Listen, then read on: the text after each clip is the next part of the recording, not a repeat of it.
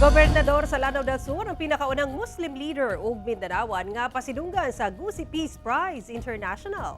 Gianunso ni Gusi Peace Prize International Chairman ug founder Barry Gusi nga lakip si Lanao del Sur Governor Mamintal Adyong Jr. sa mga nominado ug makadawat sa mga prestiyosong Gusi Peace Prize Award karong umaabot nga Nobyembre. Si Adyong ang pinakaunang Mindanaoan ug Muslim leader nga modawat sa mga award kauban ng laing 15 ka mga opisyal gikan sa laing nasod.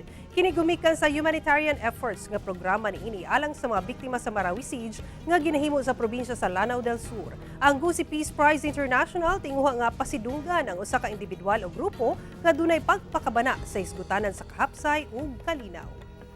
We should not concentrate in Luzon alone or in the Visayan alone.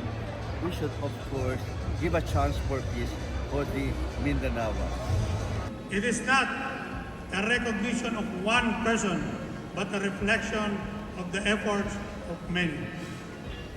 I am humbled and honored to stand among the distinguished leaders, advocates, and humanitarians who have been part of this esteemed circle.